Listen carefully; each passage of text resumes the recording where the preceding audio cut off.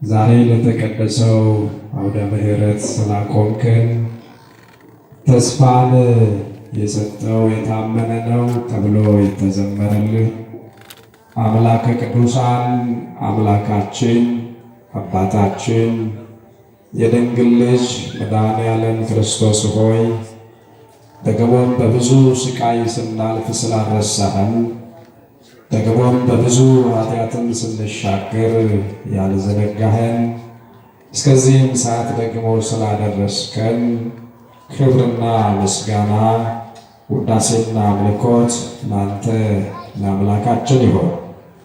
ጌታ ሆይ የምንናገረው ቃል ዘላለማዊ ስለሆነ ከእኛ ከአይምሯችን ደግሞም ከጥበባችን የሆነ ነገር እንዳንናገር በቸርነትና በምሕረት ትላንት ከአባቶቻችን ጋር ሆነህ እንዳስተማርክ ዛሬም ደግሞ ከአባቶቻችን ጋር ሆነህ ያስተማርክበትን ቅዱስ መንፈስ ለእኛ ለብላቴናዎቹ ለዚህ ቅዱስ ሕዝብ ለተሰበሰበው በቸርነትህ አስተምረህ እንድትልካቸው እንማጸንሃለን። ክቡራን ሊቃውንተ ቤተ ክርስቲያን፣ አባቶች ካህናት፣ የተከበሩ መምህራችን መጋቢ ሐዲስ መምህር አረጋወይን የአቃቂ ቃሊቲ ክፍለ ከተማ ስብከተ ወንጌል መምሪያ ኃላፊ፣ የተከበሩ መምህራችን መጋቢ ሃይማኖት መምህር ሲሳይ የዚህ ታላቅ ደብር ስብከተ ወንጌል ኃላፊ፣ ክቡራን መምህራነ ወንጌል፣ በዚህ መቅደስ እያገለገላችሁ ያላችሁ ሊቃውንተ ቤተ ክርስቲያን፣ ወንድሞች ዲያቆናት፣ በዝማሬ እግዚአብሔርን እያገለገላችሁ ያላችሁ እህታችን ዘማሪት ጽጌ፣ ወንድማችን ክብረው፣ የደብሩ የሰንበት ትምህርት ቤት ወጣቶች፣ በዘላለም ፍቅሩ የጠራችሁ የወደዳችሁ ያከበራችሁ የሰበሰባችሁ አባቶች፣ እናቶች፣ እህቶች፣ ወንድሞች በጌታችን በመድኃኒታችን በኢየሱስ ክርስቶስ ለሆነው ሰላም ሰላም እላችኋለሁ። እንደምን አመሻችሁ? እንደምን አመሻችሁ? እንኳን አደረሳችሁ። እስኪ አመስግኑት እግዚአብሔርን። ደህና አመሻችሁ? ሰላም ነው አይደል? እንደምን አመሻችሁ? ያደረሰን ምስጋና ስለሚገባው ሲከፍ አድርጋችሁ አመስግኑ። በዚህ ደብር ላይ ብዙ ማከብራቸው የምወዳቸው መምህራን ሊቃውንት በጣም ትልቅ ስራ እየሰሩ እንደሆነ ስራቸው ምስክር ነው። ከዚህ በፊትም ተደጋጋሚ መጥቼ አይቻለሁኝ። በዛሬው ደግሞ በጣም ግሩም ነውና ህዝቡም በዝቷል፣ ስራችሁም በዝቷል፣ ጉባኤውም ሰፍቷል። መምህራኑ እግዚአብሔር ያብዛልን፣ ህዝባችንን ይጠብቅልን። እስቲ ከፍ አድርጋችሁ አመስግኑ። እግዚአብሔር ከእኛ ጋር ከሆነ ገና እንሰፋለን፣ እኛም ከእግዚአብሔር ጋር ከሆን እንትረፈረፋለን። እኛ ከእግዚአብሔር ጋር፣ እግዚአብሔር ከእኛ ጋር፣ እኛ ከእግዚአብሔር ጋር ካልሆን ግን ብንበዛም እንበተናለን፣ ብንበዛም እንበተናለን። እግዚአብሔር ከእኛ ጋር ሆኖ እኛ ከእርሱ ጋር ላለመሆን ከወሰን ደግሞ ከመበተን አልፎ እንጠፋለን። ዓለም እሱ ነው የገጠማት ያለውና እግዚአብሔር በቸርነቱ እግዚአብሔር በፍቅሩ እግዚአብሔር በምሕረቱ እንዲያስተምረን የእናታችን የእመቤታችን የቅድስት ድንግል ማርያም አማላጅነቷ፣ እናትነቷ፣ ፍቅሯ ከሁላችን ጋር ይሁን። ማን ያስተምረን? ተናገሩ ወገኖቼ፣ ማን ያስተምረን? እኮ ተናገሩ። ማን ያስተምር?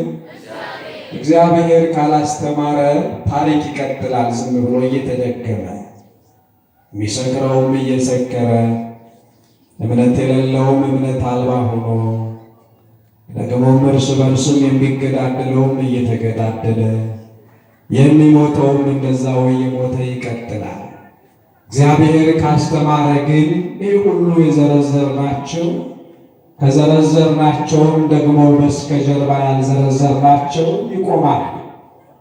እና ወገኖቼ አስተማሪያችን እግዚአብሔር እርሱ እንዲያስተምረን አምላካችን መንፈስ ቅዱስ ከእኛ ጋር ሆኖ እንዲሰራን በቅዱሱ ቃል ላይ በዚህ አውደ ምሕረት ላይ ከእኛ የሆነ ንግግር እንዳይሆን ከእናንተም የሆነ ደግሞ በሥጋ መቀመጥ ብቻ እንዳይሆን እግዚአብሔር ይርዳ። ብዙ ዘመን ዙረናል፣ ብዙ ዘመንም ተሰብካችኋል። ግን በእግራችን ብቻ ስለሆነ ከእውቀታችን ስለሆነ ከሸመደድነው ስለሆነ ጠብ ያለ ነገር አልተገኘም። እግዚአብሔር ሲያስተምር ግን የሚያለቅሱ ልቦች ታክመው ይመለሳሉ። እግዚአብሔር ሲያስተምር ለመፍረስ አንድ ምዕራፍ የቀራት ሀገር ትጠገናለች። እግዚአብሔር ሲያስተምር ለመለያየት ደግሞ ትንሽ ቦታና ጊዜ አመቺ ሁኔታ የሚፈልገው ማንነት በእግዚአብሔር ምሕረትና ቸርነት ተጠግኖ ይመለሳል።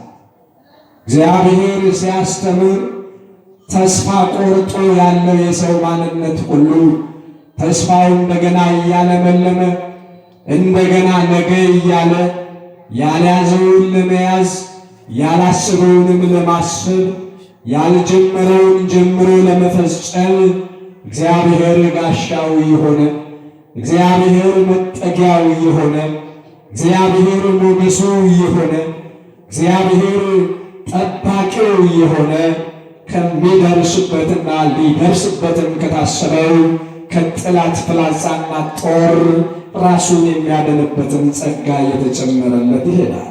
ለዚህ ነው እግዚአብሔር ያስተምረን የምንለው ወገኖች። ለዚህ ነው እግዚአብሔር ይሰብስበን የምንለው። ለዚህም ነው እግዚአብሔር ይናገር የምንለው።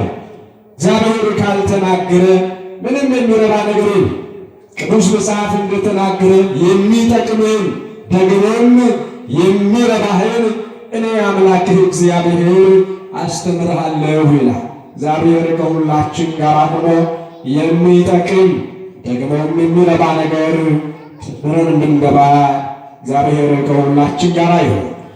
ዛሬ የምንማማረው ጌታ ቢፈቅድልን ምሕረቱን የሚያበዛልን ከአበይት ነቢያት መካከል ካስተማሩት ከታላላቆቹ አባቶቻችን በረከታቸውን ተስፋ በማድረግ እምነታቸውንም በመሻት በቃሉም ደግሞ በመታመን ከእግዚአብሔር ጋር የሆነውን በመስማት ራሳችንን በእነሱ ስፍራ ልባችንንም ደግሞ ለወንጌሉ በመክፈት አይምሮአችን ከእርሱ ጋር እንዲሆን በጸሎት በመሆን የምንነጋገርበት በኢሳይያስ መልእክት በኢሳይያስ ትንቢት በትንቢተ ኢሳይያስ በምዕራፍ 25 ቁጥር 6 ላይ ጀምሮ እናነበውና ጭብጠ ሐሳቡን ካገኘን በኋላ እንማራለን።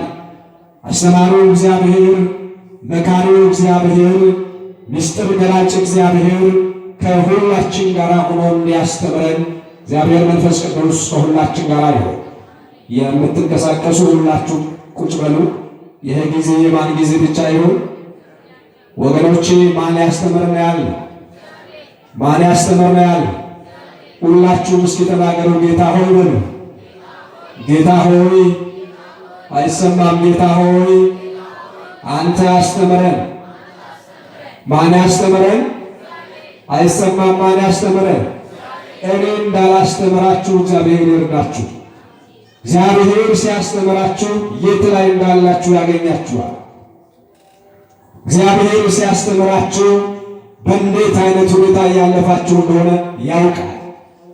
እግዚአብሔር እያስተማረ ሲሆን ፈቃደኛዎች ከሆን እግዚአብሔር ለማስተማር የታመነ አምላክ ነው።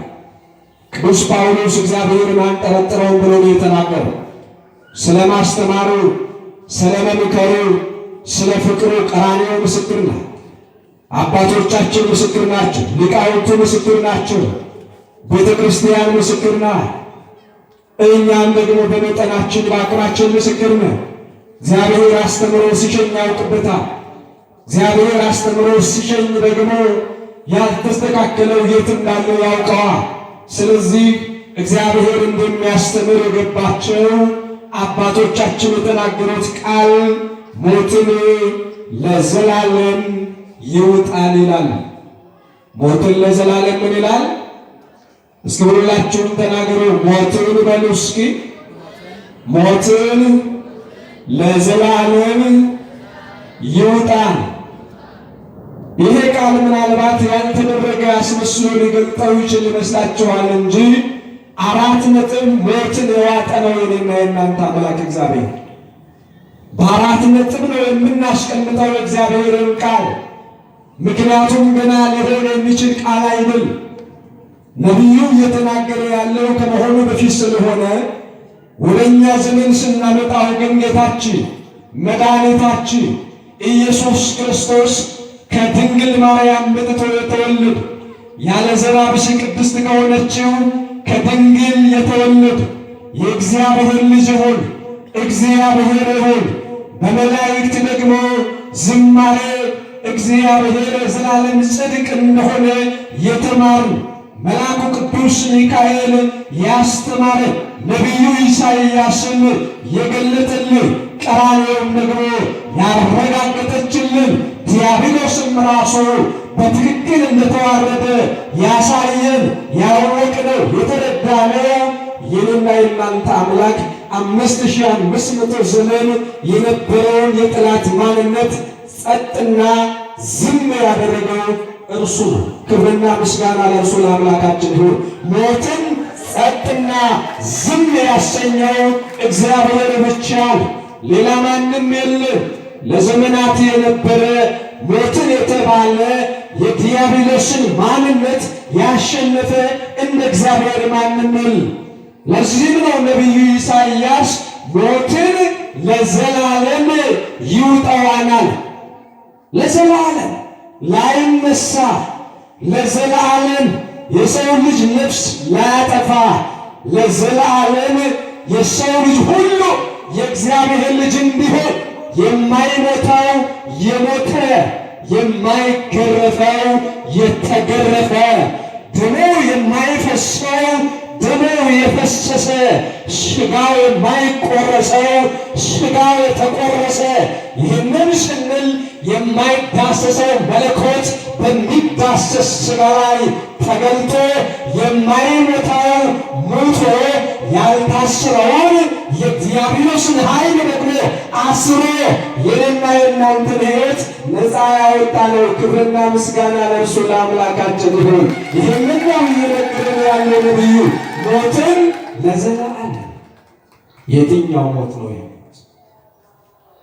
አሁን በተለይ ጌታችን መድኃኒታችን ኢየሱስ ክርስቶስ መጥቶ ሞታችንን ሞተ፣ ነፃ ወጣ። ዛሬ ግን ተመልሰ የሞትን ተገኘ። በምን አትሉ? በዘረኝነት ሞትን። የማይሞተው ሞተ፣ ሞትን ድል አደረገ፣ ልጆቹ አደረገ። እሱም አባታችን ሆነ። እኛ ግን ሞት፣ እኛ ግን ተለየ። ምዕራፍና ቁጥር መጥቀስ አይጠበቅም ስለመሞታችን። ከኛው ለኛው ነው ቃታ እያስከፈትን እየዘጋን ያለ ከኛው ለኛው ራሳችንን በራሳችን የምንገድል ሆነናል። ራሳችን በራሳችን የምንሞት ሆነናል። ራሳችን በራሳችን የምንጠፋፋ ሆነናል። ቅዱስ መጽሐፍ ይህንን ሲያብራራው እርስ በርሳችሁ እንዳትጠፉ እየተነካከሳችሁ ተጠንቀቁ። ገላትያን ምዕራፍ 5 ከቁጥር 20 ጀምራችሁ እያነበባችሁ ስትሄዱ ከቁጥር 17 ጀምራችሁ እርስ በርሳችሁ እንዳትጠፉ የዘላለምን ሞት ነፃ አውጥቻችኋለሁ፣ ግን እንዳትሞቱ ተጠንቀቁ። የመጀመሪያውን የነበረውን ሞት ሞትኩላችሁና ልጆቼ አደረግኳችሁ፣ ታሰርኩላችሁና ነፃ አወጣኋችሁ፣ ሰበሰብኳችሁ ተበትናችሁ ከነበረ ተሰብራችሁ ከነበረው ጠገንኳችሁ፣ ተጨንቃችሁ ከነበረው ነፃ አወጣኋችሁ፣ በባርነት በነበራችሁ ጊዜ ልጆቼ አደረግኳችሁ፣ ውስተ ዚአሁ መጻ ወእሊአሁ ኢይተወክፍዎ ወደ ገዛ ወገኖቹ መጣ። የገዛ ወገኖቹ ሊቀበሉ አልቻሉም። ሊያምኑ ሊንበረከኩ ሞትን ዋጠልን ብለው ተስፋ ማድረግ አቆሙ። ደግሞም እርሱ ማን ነው እያሉ የማይሄድ መንገድ መጓዝ ጀመሩ። ዮሐንስ ወንጌላዊ ምዕራፍ 1 ቁጥር 11 እስከ 12 ላይ ይህንን በደንብ ይናገራል። ሁለተኛ ሞቱ እነዚህ ሰዎች ጌታ መጣና በቀራንዮ ላይ ደሙን አፍስሶ በአንዱ ሰው ምክንያት የገባውን በደል በዘፍጥረት ምዕራፍ 3 ቁጥር 13 ላይ የሰው ልጅ ከእግዚአብሔር ተለይቶ ያለ እግዚአብሔር ይኖር ነበር፣ ያለ ፍቃዱ ይኖር ነበር፣ ያለ ወንጌል ይኖር ነበር፣ ያለ ቅድስና ይኖር ነበር። አንዱ አዳም ያመጣው ሞት ለልጅ ልጅ እየተመነዘረ እየተሰጠ ጽድቅን ይመስል ሕይወትን የሚነጥቅ ደግሞ ሞት በዛ። ያለ እግዚአብሔር መኖር በዛ። እግዚአብሔር እስመ በፈቃዱ ወበስምረት አብሁ ወመንፈስ ቅዱስ መጻ ወአዳነነ ብለው ሊቃውንቱ እንደዘመሩ እንዳስተማሩ በፈቃዱ መጣና ጌታ ሞታችንን ወስዶ ሕይወቱን ሰጠ። በአንዱ ሰው ምክንያት የመጣው ሞት ነበር ምክንያቱ። በአንዱ አዳም ምክንያት የመጣው ሞት ዓለምን ሁሉ አጥለቀለቀው። አንድ ሰው ነው የተሳሳተው። አስተውሉ። ዛሬ ግን ዓለም ሁሉ ተሳስቷል። ዛሬ ወንዱም ሴቱም እየወደቀ ነው። ከኔ ጋር ያላችሁት ደህና መሻችሁ። እግዚአብሔር ከሁላችን ጋር ይሁን። ወገኖች፣ እግዚአብሔር ልጆች ብዙ ስህተት እየፈጸምን ያለነው አንዱ አዳም ያመጣው ሞት ምድሪቱን ከከደናት በኋላ ዳግማዊ አዳም ጌታችን መድኃኒታችን ኢየሱስ ክርስቶስ በፍቃዱ መጣ። በአባቱ ፍቃድ መጣ። በባሕርይ ሕይወቱ በመንፈስ ቅዱስ ፍቃድ መጣ። ለእኛ ሲል ይሞት ዘንድ ሞቶም ነፃ ያወጣን ዘንድ ደግሞም የነበረውን የነፍስና የሥጋ ሞት በቀራንዮ ላይ ደሙን አፍስሶ ነፃ አወጣ። ከዛ በኋላ አሁንም ስህተታችን እንደገና ደግሞ ጀመረ። የመጀመሪያውን በደል በሁለተኛው አዳም ሞት ነፃ አወጣን። በመጀመሪያው አዳም ስህተት መጣ፣ በዳግማዊ አዳም ሕይወት መጣ። በመጀመሪያው አዳም መለያየት የሚችል የክፋት ሰራዊት ወደ ውስጣችን ገባ። በዳግማዊ አዳም ከድንግል በተወለደው የጽድቅና የቅድስና ዝማሬ የሚያዘምሩ መላእክት በዙሪያችን ቀበሩ። የመላእክት ምልጃ ዙሪያችንን ደግሞ እንደነ ቅዱስ ሚካኤል በደንብ ከተረጋጋን በኋላ ላይ ስለ ቅዱስ ሚካኤል ምልጃ እናያለን። ሞት እንዴት ነፃ ካወጣን በኋላ እግዚአብሔር እንደገና ደግሞም በሊቃውንቱ እንዴት እግዚአብሔር እንደሰራ እናያለን። መጀመሪያው መሰረቱ መያዝ ስላለብን ማየት ስላለብን አምናለሁ። እዚህ ያሉ ሊቃውንት፣ እዚህ ያሉ መምህራን ሁሉንም አውቃቸዋለሁ። መሰረታዊ ትምህርት እንዳስተማራችሁ አልጠራጠርም። በብዙ ጉባኤም ላይ የምናገኛቸው የምንጠራቸው የምናከብራቸው ሊቃውንት ስለሆኑ እንደው ከመጣን አይቀር ደግሞ ያለችንን ኖሮ ብለን እንጂ በእነሱ ፊትም ቆመን የምንናገርም ሰዎችም አይደለም።